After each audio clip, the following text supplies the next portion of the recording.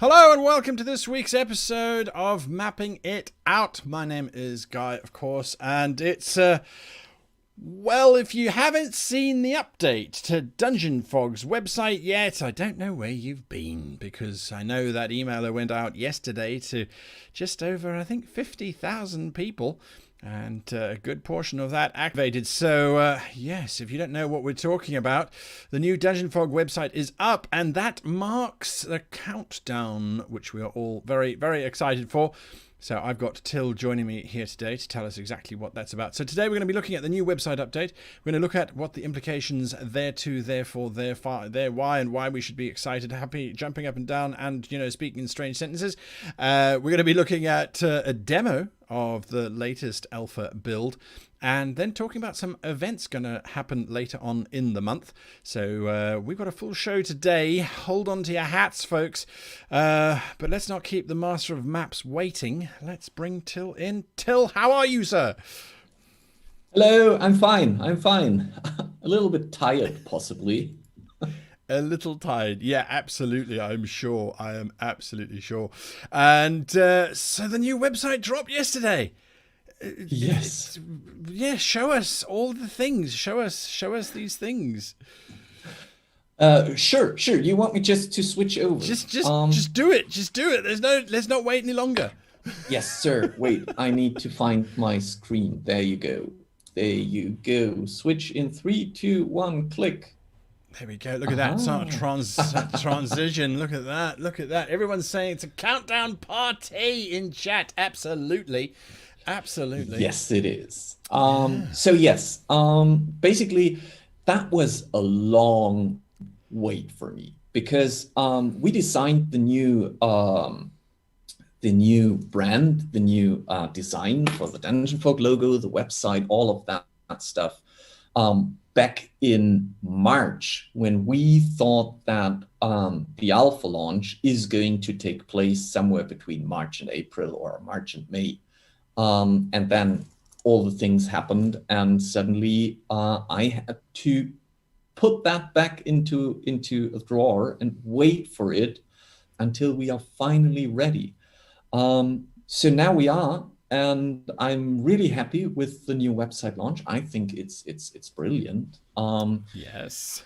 It's before I scroll down at the thing that most people are excited about, just quickly go to the new dashboard, which I feel is really clean, really solid. Like, you have all the latest maps that you have been working on here. You have some news items that you can see. You have all the latest shared maps out there. Oh, there is a new one, which is brilliant. Let me like that one. Just throw it a like. Just throw it a like, because you're so happy. Like them all. Yeah, that's what I do whenever I log in.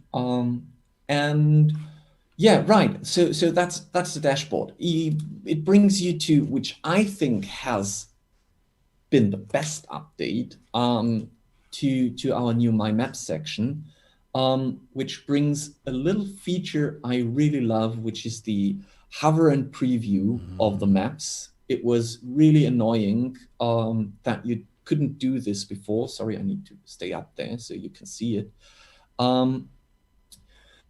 So working, honestly, I feel it's great working with it. But that's now up to you as our community to give feedback. What do you like? What do you dislike? Where do you see space for improvement?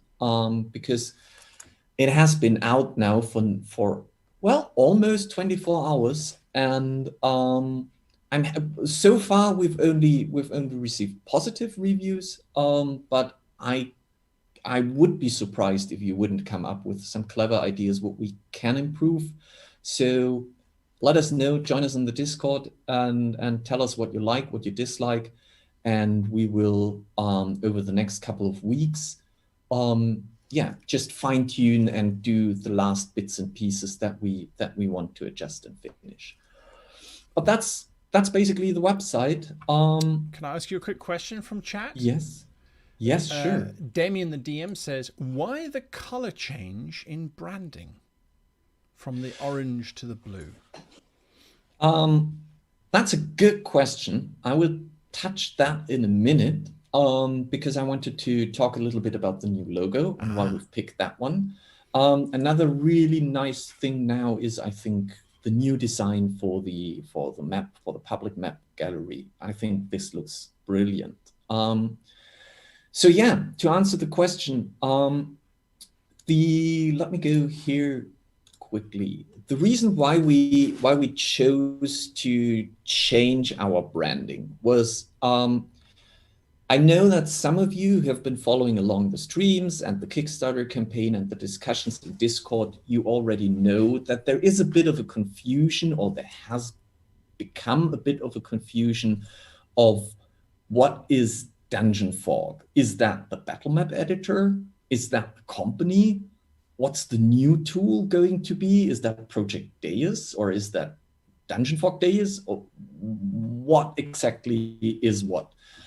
So we sat down and we said, okay, look, Dungeon Fog is the company, and Dungeon Fog is the company that brings the map making tools, which means right now in how do you say, in common words, you say Dungeon Fog and mean the battle map editor. But what we're trying to do is we're trying to shift this from Dungeon Fog is the company and the map editor is the battle map editor, and DEIOS per se is going to be the DEIOS suite. Suite. Yeah. Which encompasses all the tools that we're offering. So we were trying to find a way to bring that into, well, how do you represent a brand? You represent the brand through the logo. So the idea was to have something where you can say, this is the gaming that you're doing, and this is the worlds that you build around the games that you do. And also we really like the way of how the old Project DEIOS logo, you can see in the upper corner, kind of gets worked into the new Dungeon Fog logo. And then we were playing around with the colors, and my wife laughed so hard when we decided on blue, because she said it's always blue for you, Till. Like, you will always go for blue at the end. But the reason we switched to this, let's call it technological, techie blue, was mainly because we were trying to avoid to get too far into the fantasy corner with all the parchment yellows and washed out colors. And because Dungeon Fog is more than just a fantasy battle map editor. And DEIOS, or Dungeon Fog, the company, will provide much more than tools for fantasy maps, but for sci-fi, cyberpunk, stuff like that. So we were trying to find a neutral color there. Well, I think Forecaster 71 put it quite nicely. Blue is prettier anyway. So even with all of that in there. Now, Till, there's one thing on the website that you didn't show. Yes. And it's my new favorite screensaver. I have to say, it's my new favorite screensaver. You're talking about that part here, right? Look at that, everybody. Look at that. There it is in glowing colors. I love it. I absolutely love it. Okay. So this is it. No backsies. This is the launch. This is it. Well, yeah. So I would say we're 90% certain about that one. We do have something that we call an emergency backshift plan for 5 days if the deployment breaks for some reasons. But this is really like, this is the worst case. We are fairly certain that October 15th is what we can do and what we want to do. Also, in terms of all the other things that are happening in October, the thin gets really, like the air gets really thin for later releases. So we had the talk about that last week, and we said, okay, can we do this? Can we not do this? Will we do this? And the answer was yes. And if you are going to see, when you are going to see the latest build, you will see that we are now really, as I said before, we are now in the cleaning up and testing phase where we just hunt for the last remaining bugs, clean up stuff, and then we will be able to release it. Can you show us, you had those graphs where you were talking about projections as to Yes. where we were going to be. Have you got those still? Yes, I have, because we said we want to establish that to help you understand where we are right now. So let me just go here. So this has been the chart that I've been showing you last month. So this is the, wait, what month are we in? We're in September right now. Yes. Yeah. So this is the August chart. That's right. So for August, we wanted to do all those things that we said we want to finish, and this is what we have achieved. So this was what we were planning for September, and this is what we have achieved in September, which, if we just briefly go through the list, the only thing from the core development that is still unfinished is the undo and redo stacks. They are working, and we're going to see it. They are working sometimes for some operations, but not for all operations yet. That's basically all that's left. So when it comes to core development, we are now at 90% done with the core development. When it comes to tools, we did everything we planned for this sprint, let's call it like that. We have all the tools finished in terms of that they need to be reviewed and user optimized, which currently is what I'm doing. Most of my day is just drawing stuff and giving feedback. For the UI, apart from the My Maps fine-tuning, which wasn't completely finished yet, we've also finished all the things that we wanted to do in this period of time. And for integration and deployment, we have already ticked off the continuous integration. We haven't touched the installer and the code signing yet because we don't need to yet. But we are talking about 16 days, so this is going to be the next thing that we're doing. So this is the current state right now. This is where we are. And that leaves us at the projection of what's coming up for next month. Basically, for the next 16 days, that's how we are counting, because we're saying what's left for Alpha 1. And that means that we need to do for the core some stuff like the procedural textures and presets so that you can pick different texture colors. Thumbnail rendering, we're going to see that in a minute, that this is still missing. The import and export of maps is not the import of export of images, because that's already working. It's to create map files that you can then store separately somewhere. Like if you're really protective of a map that you have created, you want to export that file, store it on a USB stick, take that USB stick in your garden, bury it somewhere, and then later down the road, dig it out and import it back.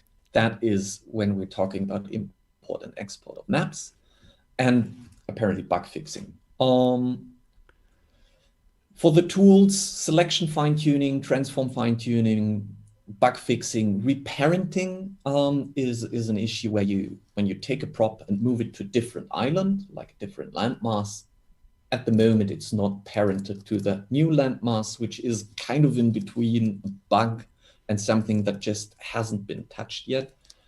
UI refinements, general polishing, and then installer and code signing. That's what we need to do. And the only thing that really stresses us is that countdown that says you have 16 days for that. Yeah, all weekends are cancelled. Well, hopefully not. Well, Hopefully yes, not. to some extent. Because that's that's how it is when you're finishing things up, and when you are again working against the deadline, you have to sacrifice at least some of your free time to make it happen. Okay, so now we know where we are. Can you show us some stuff? Can you show us what the alpha is going to look like? I mean, no, we still have 45 minutes. I made sure we've got plenty of time. Well, sure I can. Okay. Okay. So here we go. This is, first of all, this is our landing page, our dashboard, where you get all the recent news. So we're already reading those news from the website. So we have a distribution channel where we can create news and they get distributed to the software. We have the recent maps here that I have cleaned up for today because there were a lot of broken ones here. So we've polished this one, and what we can do, for example, let me do that for the playground. I can duplicate this one. Now I have a duplicated map of the playground, which means that if I feel like one of those maps is precious in the state it is, and I do not want to dabble with that, I can duplicate maps quite simply. There are going to be, we've been talking about that today, there are going to be some snapshot mechanics where you can say, okay, this state of the map should be a snapshot. So whatever I do, I can revert to the latest snapshot of the map.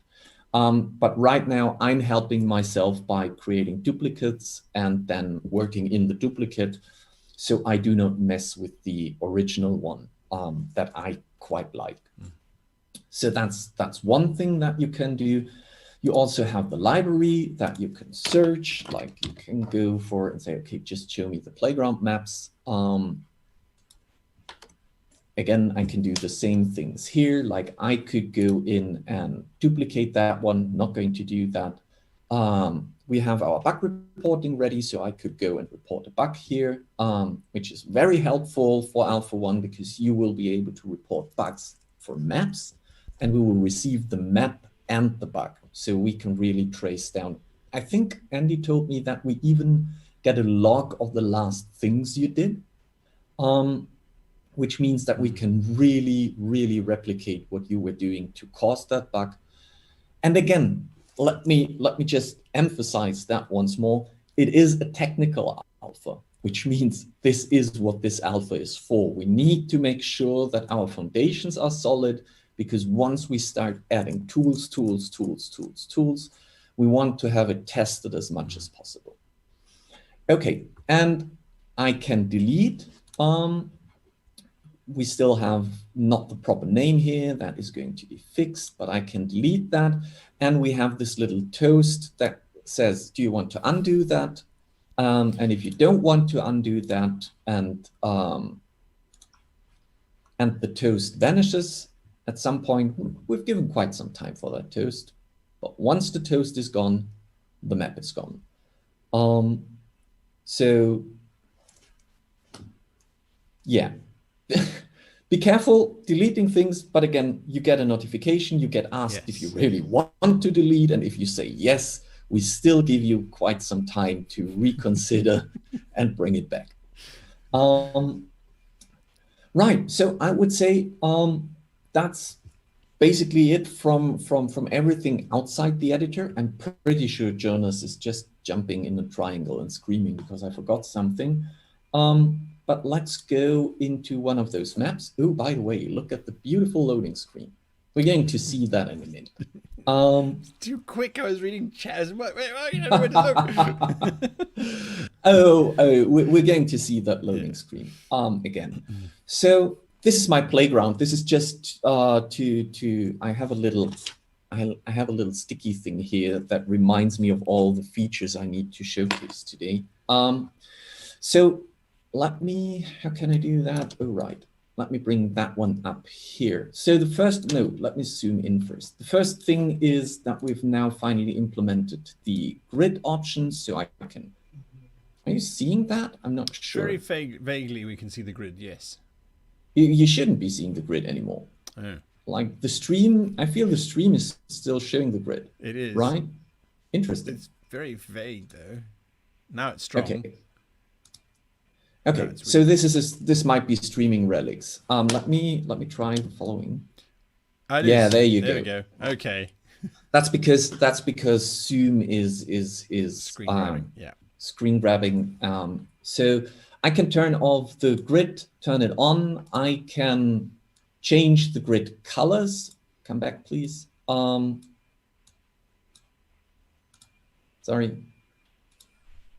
I have presets here that I can apply. There's still things that we want to add, like obviously changing the grid type to a hex grid or dotted grid or whatsoever. But transparency, that is also missing right now.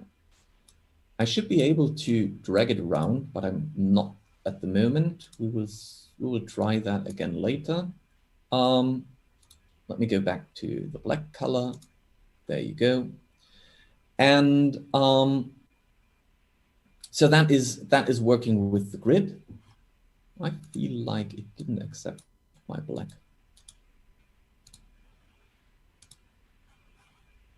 No. Okay. Then interesting.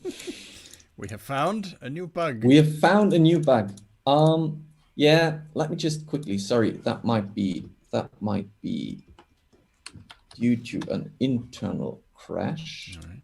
But again, I think this emphasizes what a technical alpha is all about. It's about everybody testing this stuff as much as humanly possible to find this kind of stuff and then reporting on that. Okay, yes, sorry. I'm just really amazed by the things that were happening here. Okay, I've lost my beautiful island here. And it looks like your mountains have shifted too.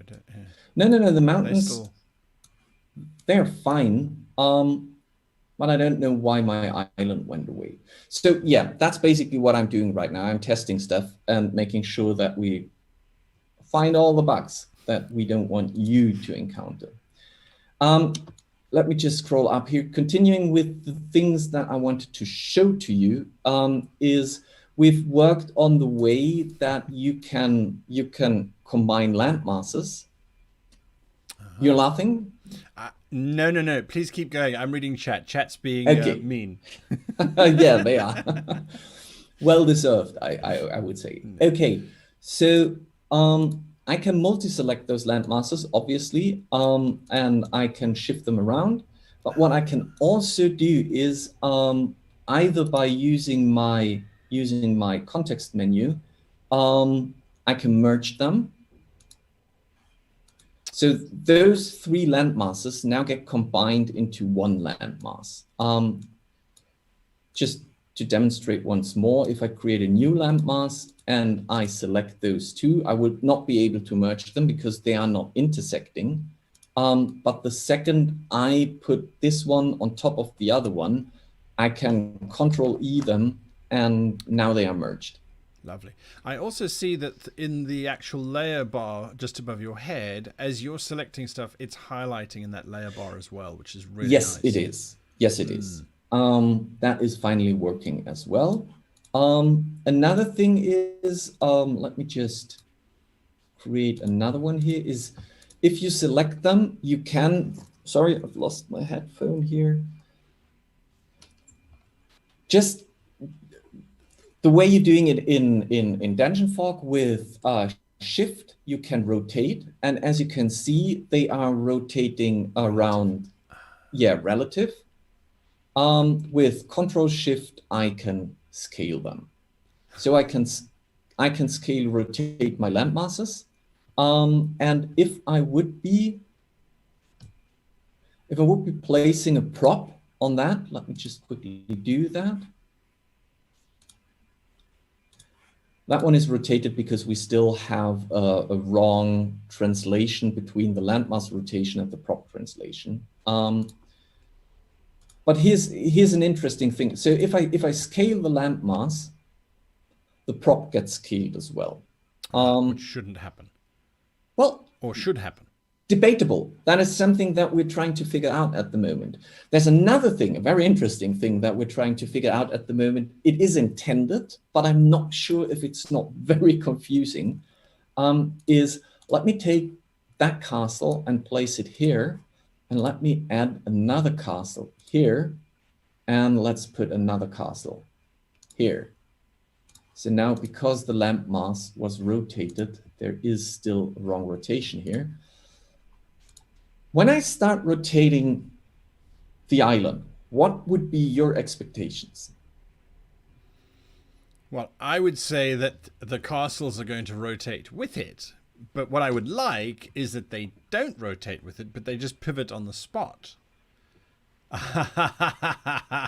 There we go. There we go. That is nice. Okay, that's brilliant. It is. Brilliant. I like it a lot. Facing the right way. The island, the castles are facing the right direction, and they remain on the position you put them on the island. Now, for something like that, this might be useful. I would highly doubt that if you have a fully decorated island, this wouldn't mess up your island. So I feel like it is something that might help, but it will confuse you a lot. So we will see. This is definitely something where we're excited to get feedback from the community, how useful this feature is. But I feel like, so the first time I was playing around with it, I was like, this is broken. And then I was experimenting with it and I realized, no, it's not. That's exactly what should happen here. The other thing is, I think this is also really cool, is if I would place those 3 castles here and I select those 3. Let me just make this one bigger. If I select those 3,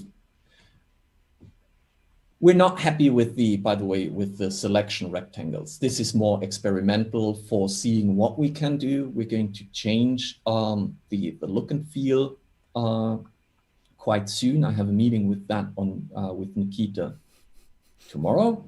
But yeah, what you can see is if I rotate them, they are changing. They are also not being rotated, but they are shifted, which means that I can decide whether or not I want to have it like that. And it also updates on the y-axis. Yes. If I select a single one, I can rotate the single one. Like I could do something like that if I want to. But selecting a group, we are assuming that you don't want to rotate the whole group into a weird direction, but you want to shift them around. There you go.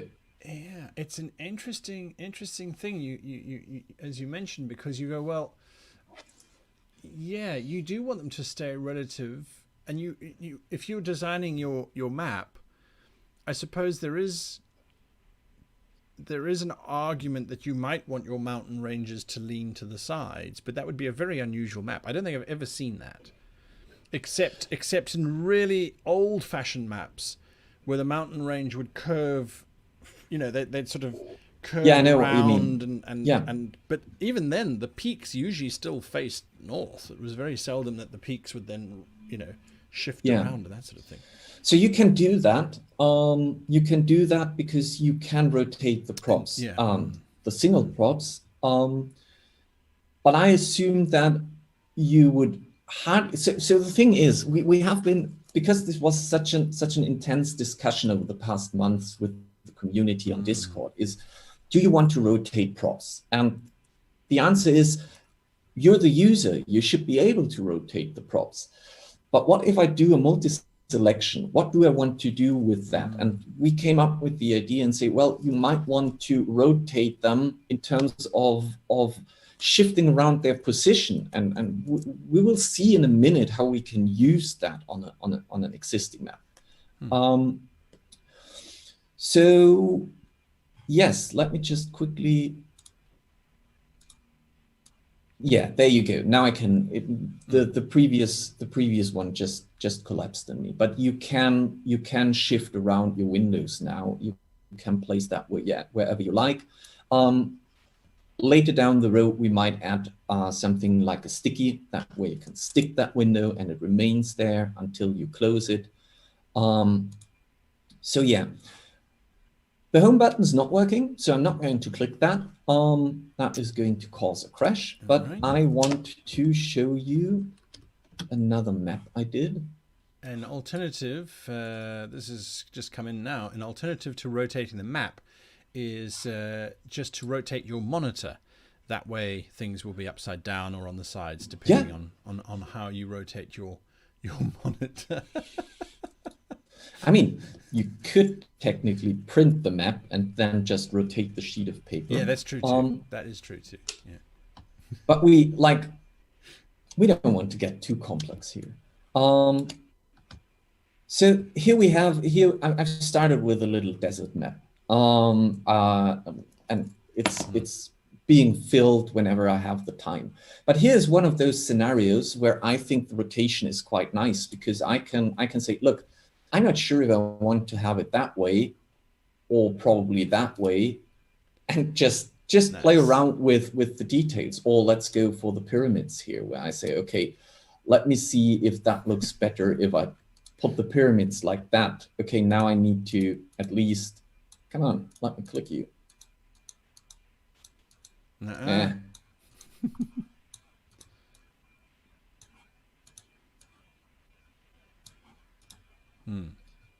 There you go.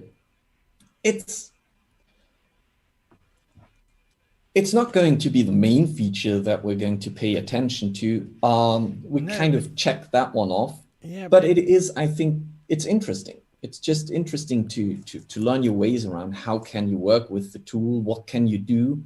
And what can we do to help you play around with it? Absolutely. Absolutely. I just like the way that when you do rotate it, the whole feeling changes as well. When it was the small building in the front and the back, the taller building in the background, it's like, oh, okay, that's fine. And then you swapped the other around and I went, well, that looks better. And I don't know why. I suppose compositionally it's more of a, it's an interesting little add-on. That's why map making is fun, because you can sit there and play around with it. Guy, you went black on my screen. Are you still there? I am. I am. Why did I go? That's very weird. I will be back. I will not be a voice in the darkness. I hope. So while Guy is finding his way back, there he is. Just to showcase the implications of what would happen if I would rotate that island, is if I start to rotate the island and go back in, because the water in here is, because we don't have our rivers and ponds tool yet, I just created that water by cutting it out from the island. Once we have the means to place water bodies onto a map, they would rotate accordingly to the rest of that. But right now, funnily enough, I mean, we get some weird artifacts where this one should be sitting behind the wall here, and this one might be. So they all shift around a little bit. But generally speaking, you can rotate an island or a continent and it will not completely break your map, but it will do its best to adjust to the new position. Quick question. Could you grab those assets and then duplicate them? Yes, I can. I'm not sure what it does right now, so I can definitely duplicate. The only reason why I'm thinking out aloud is because if you create one little oasis in the middle of your desert, if you can select all of those props, you take them, you drop them onto another landmass, rotate the landmass, grab them from the landmass and put them back on this one, then you suddenly get, it will look like different villages. Meanwhile, it's still the same piece that you just... Okay, lovely. So I can duplicate. I think I should have by now duplicated that house. Yeah. There we go. And this is going to work with groups as well. Right now, working with the groups here is still rather fragile. But Jonas is working on that. So you will be able to group things. Actually, you already are. You are able to select that. Like we have all those different pyramids here. And I go and, sorry, right click. No, I didn't want to select the group. I wanted to have the pyramids, right click and group. And you will see that they are now collected in this group. So I can now go in and hopefully, I cannot select groups per se yet. This is something that Nikita is working on. But I can shift the group around. So yeah, the answer would be to your question would be once our grouping is finished, you can then duplicate the whole group and place it somewhere else. Lovely. Lovely. Sorry, I interrupted your workflow. Sorry, keep no, going. No, no. Keep going. That's fine. That's fine. Yeah, I feel like in terms of things that you can do, I mean, you can draw your landmasses. Check. There isn't much left to do when it comes to landmasses. Again, the topic of parenting is still a thing where when I would create a new landmass here, and as you can see, shifting around the landmass moves all the props along. But if I would take that pyramid and place it here, I would expect that this pyramid is now a child of this landmass, which isn't happening yet. Like if I shift that around, it's still, this pyramid is still attached to the wrong landmass. And that's what Andy is currently working on. Okay. Yeah. A quick question: when you scale the continents, yes, does the jitter around the edge of the continent it gets smaller, or does it get redrawn as you scale? And does it get more complex? So if you drew a very small island and you scaled it up to a continent, so if I just remain huge? Yeah. Let me just do that. Let me draw a very small island and then blow it up. So the jitter will not be touched by blowing it up because yeah. Yes. Can you not re-jitter now that it's bigger? Well, we could, but the thing is, based on the feedback and the experience that Keora gave us, it was like jitter is a help tool to create organic outlines or coastlines.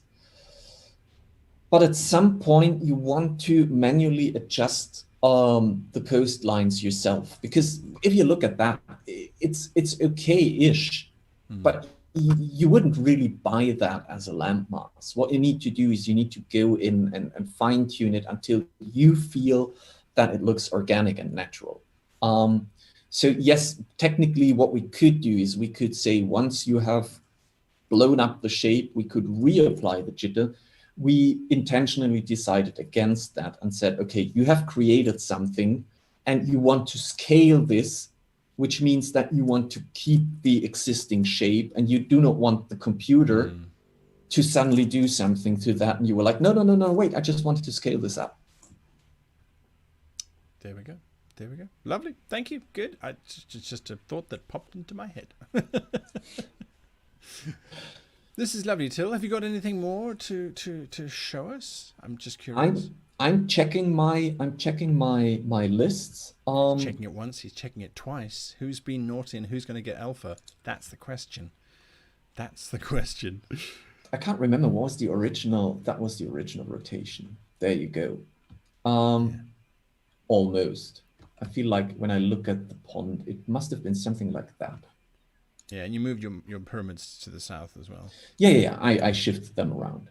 So, because I think I did not duplicate this map, so I want to restore it because I want to continue drawing my little. While we're touching, I can. Let me just again. I cannot. Unfortunately, I cannot go back to the dashboard. I need to restart the application at the moment.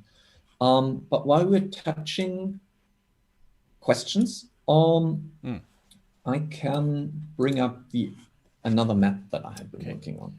I do have a few questions for you, which I've been saving. So let's jump onto them whilst that map is opening up. So that question was answered.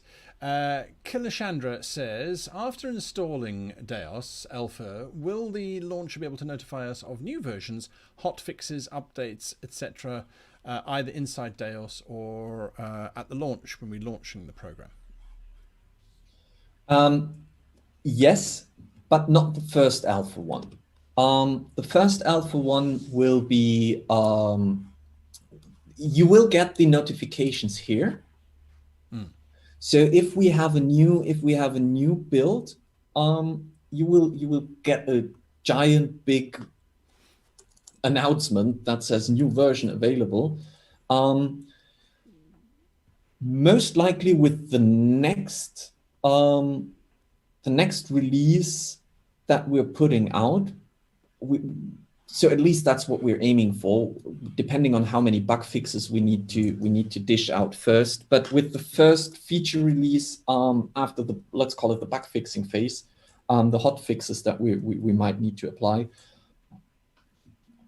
there will be an auto updater, which means that once you open the application, you will get a notification that says there's a new version available. Do you want to update? And you click yes, and it downloads and installs. Before that, you will have a message board here that says new version available. Lovely. I can still ask questions? Yeah. Yeah. Okay.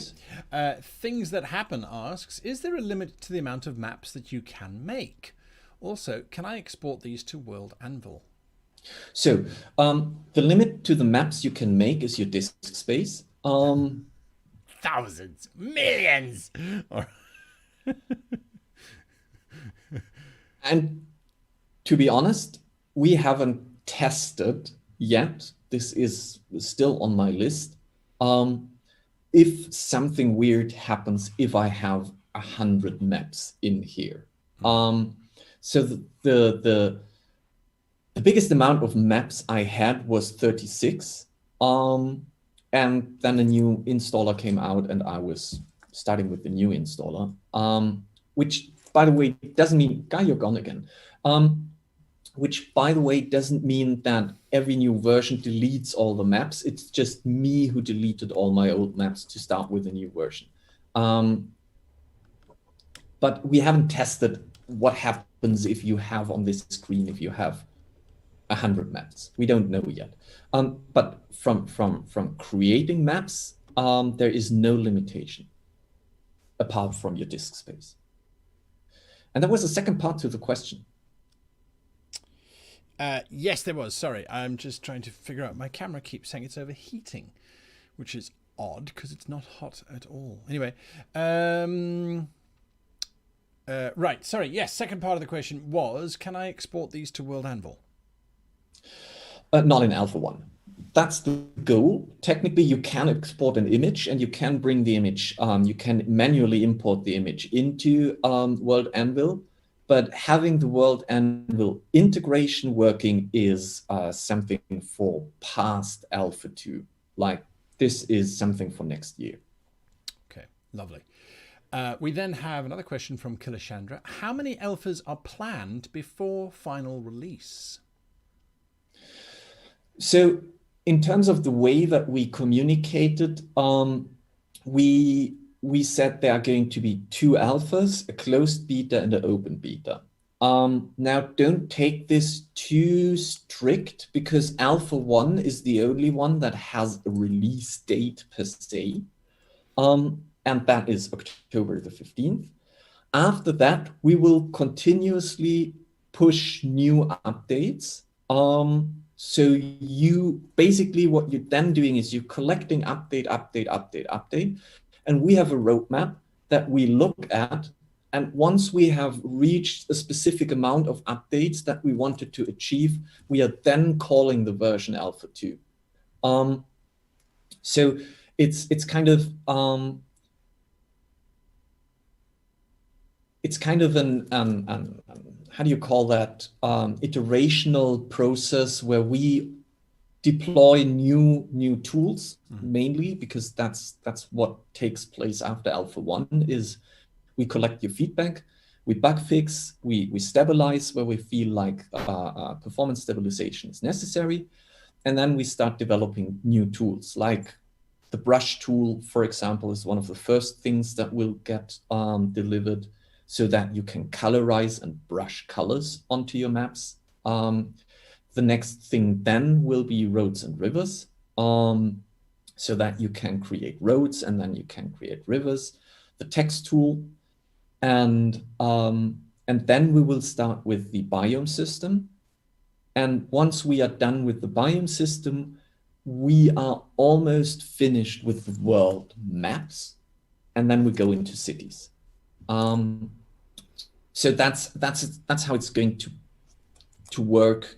After Alpha 1 is you will get a notification. The first ones will be somewhere here that say, oh, a new version is available with those tools and those fixes, and you will install that, replace the version that you currently have installed with the new version, and hopefully then we have the auto updater, and then it will be just like new update available, update now. Wow, cool. Okay, there we go. Things that happen says, is water the only background? I'm running a game based on floating islands over a void. Will there be any other colors for that? Yes, that is on the roadmap, with Andy and myself doing the different procedural textures. We're going to have a set of textures for Alpha 1. It's not going to be huge, but it's going to be at least 3 or 4 different variations for the water and 3 or 4 variations for the landmasses, so that you can play around with different colors. Then over the development time of Project DEIOS, we will continuously add more and more different procedural textures to that. An interesting technical question from AWM Perry. If a mountain range or something similar is created on one landmass and it extends onto one that's merged with it, will the mountain range pieces, will the mountains follow the pieces if they are later separated?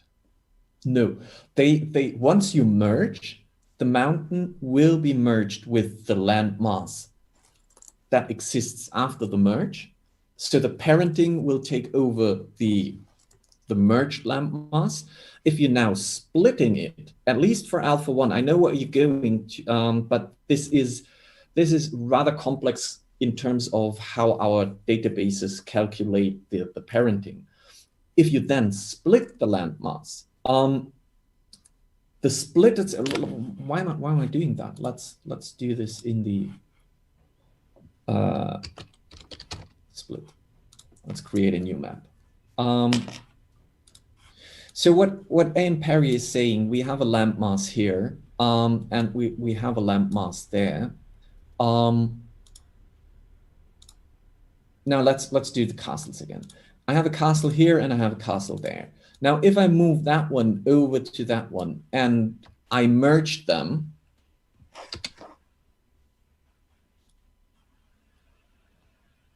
yeah, it is merged, but however isn't showing me.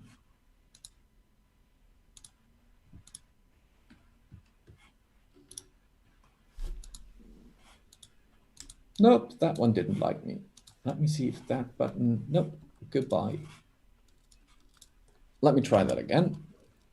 It's okay, my camera's vanished again. I don't understand it, my camera's absolutely cold. It's just being mean.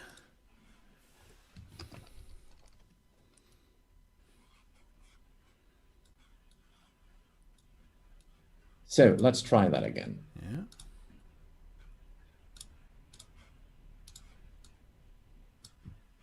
Wait, let me put it like that, and now merge it. There you go.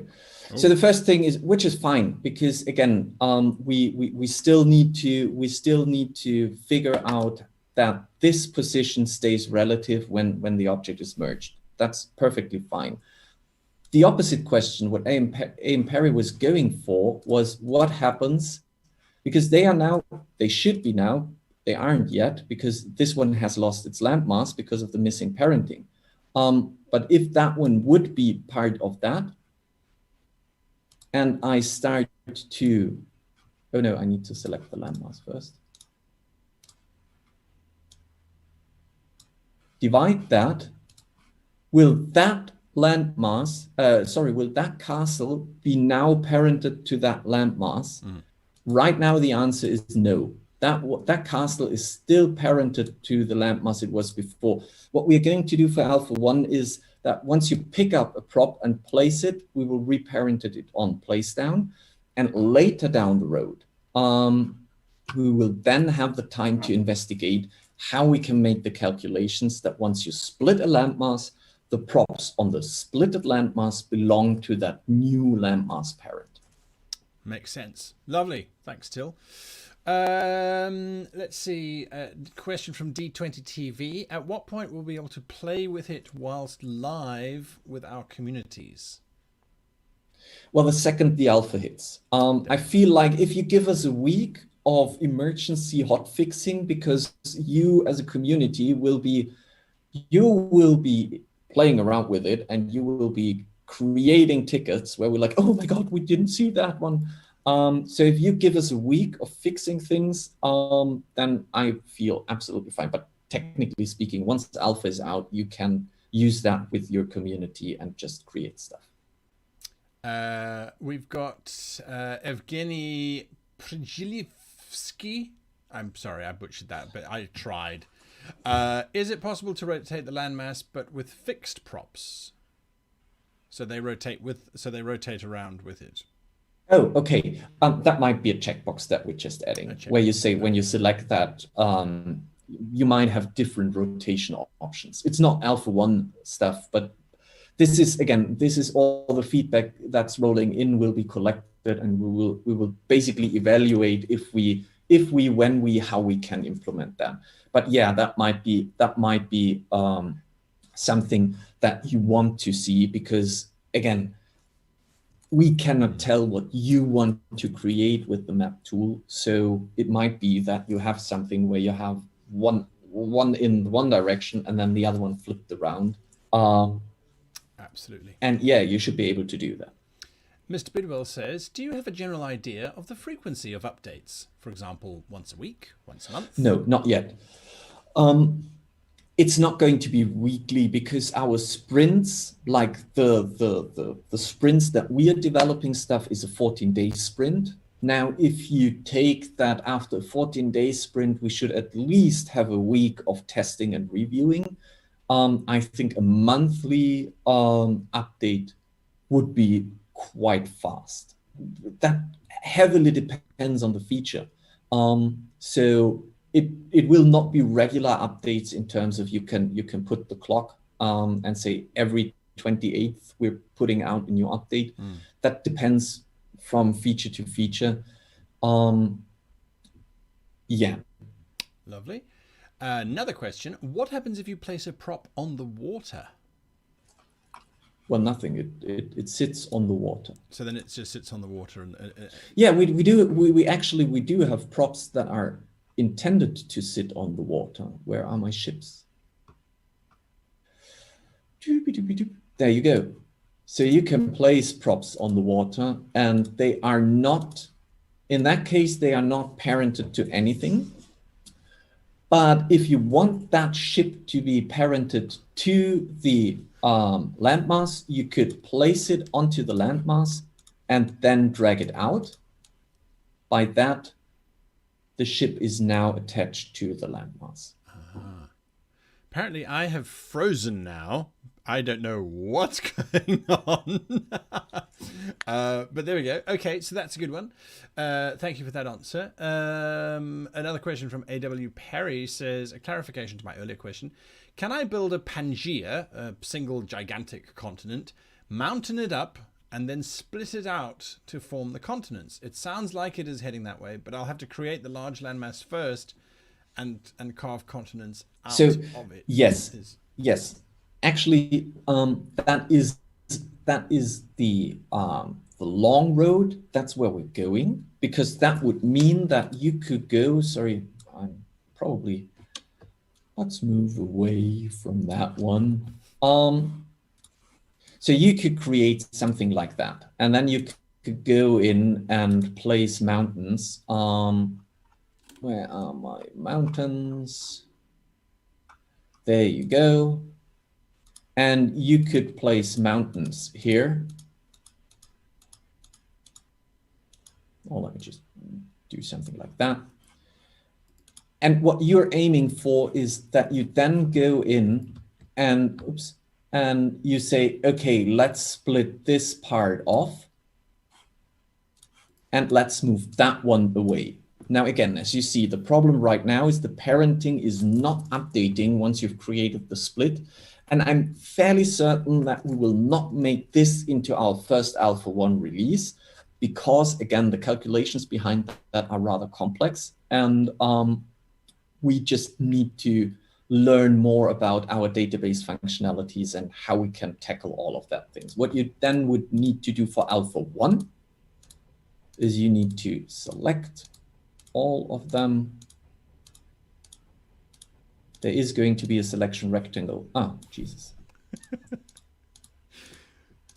Whilst you're doing that, Yeah, we are running out of time for today's show. I hate to say it because it's so cool seeing everything. Yeah. So I'm doing my best. Well, there are 2 ones now. Wait for me. So yes, AM Perry, the answer is eventually yes, not Alpha 1 material. Give us some time to check out how we can make the calculations possible, but basically because we know the parenting of the landmasses is split, would also allow us to understand that those are now part of the new landmass. Yeah, okay. Then a question here, which is an interesting one. If I've loaded up assets into Dungeon Fog, will we have to reload them, upload them into DEIOS? Yes. So the big advantage is that once you have the desktop application, there is going to be a folder, like you have access to the map, to the prop folder, where you can place, like there will be a custom prop folder, and when you place those props in there, we are aiming for even keeping the directories as the Explorer, the file directories that you've created. Once you drop them in there, they are available in the software. So you don't have to upload something when you're using the desktop application. Fantastic. Okay. Then I think that's pretty much it for the questions. And if I've missed any, please forgive me. You can ask them in the Discord channel. So there you go. We've got to talk about some other stuff that's coming up as well. So there's going to be. Do you want to switch back, Till? Because I think we're done for now. Yes, sir. Switch back to. Oh, sorry. I jumped the gun. Oh no, back. Oh my God! Right, so, I'm sorry. All right, ready? You wanted me. It's all right. It's all right. My camera's been going crazy anyway. But I don't like the fact that you're sitting in front of me. It's like we're sitting in a bus. It's like, can you just, have you ever, did you? I can. Yeah. No, wait. No, lean back. So There we go. And I can lean forward. Like Absolutely. Get shine. Anyway, what happens when geeks get cameras? Anyway, so yes, there's going to be a special show on the 15th. Yes, on the 15th, we will make a push the button show where we will release the installer to all of you. Keep in mind that if you have, so for those of you who have pre-ordered, it's quite obvious. The place where you have pre-ordered it is deios.dungeonfog.com. That's your account manager, and there sits the Windows installer that you can then download once we have pushed the activation button. So we are planning to do a show on October the 15th, and we are trying to bring all the folks who helped us get there into the show, which means, Guy, you will be there. I hope that Keora will be there. I hope that World Anvil will be there. So I'm currently talking to all of you and trying to find the perfect time. I'm aiming at something in the evening here in Austria, which would make it available for all of you in the States also to be there. Yes, so that's that one. That's it. Fantastic. Yes. So watch social media for that information on the 15th, exactly when it will be. Yeah. And that's when you get to press the button. The best way, as always, I mean, I feel like most of you who are watching are already on the Discord. But I feel like the best way to communicate with us, to get all the updates, to get all the news, is just head over to our beautiful new Discord. Thanks to all my moderators like Damien and Forecaster and Sparks and Level 39 Nerd, who helped us restructure our Discord. And just be there, because there will be all the announcements that you need. Fantastic. And I see that Botosaurus is in chat, so if you can just share that Discord link with everybody, that would be great. Now, there's another thing that's happening at the end of October. So after the alpha is launched. Just quickly, because our Discord link has become quite easy. It's dungeonfog.com/discord. Dungeonfog.com/discord. There we go. Lovely. Okay. Yeah. Fantastic. Right. So more stuff happening at the end of October. Oh yes. Usually Spiel is at the end of October. Now this year, with COVID-19 going around the world, it's not taking place in Essen, but it's going to take place online, and we are part of Spiel Digital. So we are going to host workshops, panels, interviews. I'm currently in the process of collecting all that and creating a little timeline, a calendar for that. And there will be news about that quite soon. Fantastic. And there's going to be possibly a reveal of something quite cool, isn't there? Yes, but we are not going to talk about it right now. But it is going to be legendary. All right, keep your secrets, it's fine. Right, so you'll also let people know how they can sign up to go to Spiel Digital yes. To be honest, since this is the first time it is digital, I'm not really sure if you need to sign up to get access to Spiel Digital, or if you just go to the website and there you are. I have no ideas. But if you want to join our workshops, if you want to join our panels, there's no sign-up process required. We have a streaming calendar, and we will stream, and you just hop onto the stream, be there, ask your questions, participate in the things that we're doing, and that's all that's necessary to do. Fantastic. And then just quickly, because we're over time now, we are over time, but just very, and I kind of wandered off the screen. Yeah. Is there a new map pack to talk about? I mean, winter's just arrived, so if you could take us somewhere, I don't know, warm, tropical, would be nice. As you wish. There you go. Wait, I need to Yes, we need to switch. Ka-ching. You're not too bad with those switches sometimes. Yeah. Okay. So there you go. That is the next one that is coming up. And coming up means this week.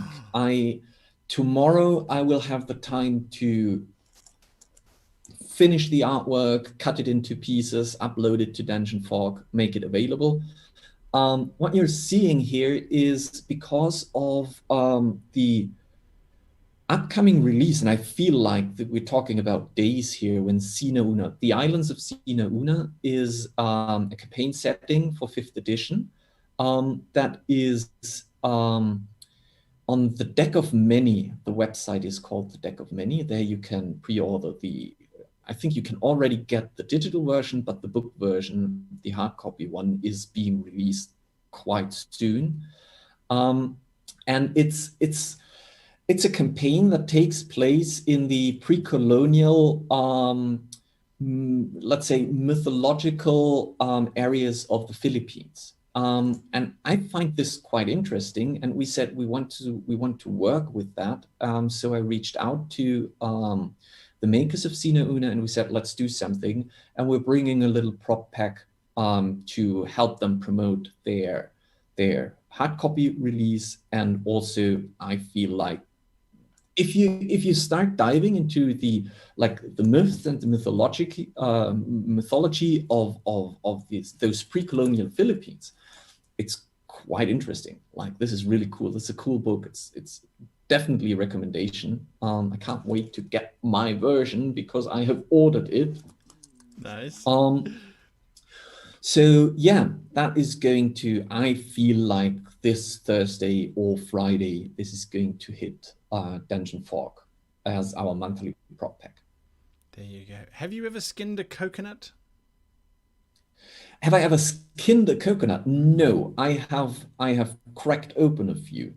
I just see various attempts. The green coconut there, because that's the husk. The outer husk is actually quite thick. You have to cut it open with a machete. Yeah, and peel it off, basically. Yeah, I've seen it. I never did it myself. I love all these extra little bits. It's like, oh yes, more to add. Anyway, folks, that brings us to the end. Till, do you want to shift back very quickly? Yes, I will, and I will do it now. Wow, there you go, folks. That brings us to the end of today's show. Thank you for your patience with my camera, and for all of your wonderful questions that came through. We had some really cool questions, and your support, of course, is absolutely always welcome. Till, thank you for joining us and sharing the good news. Ring in the 15th of October, I say.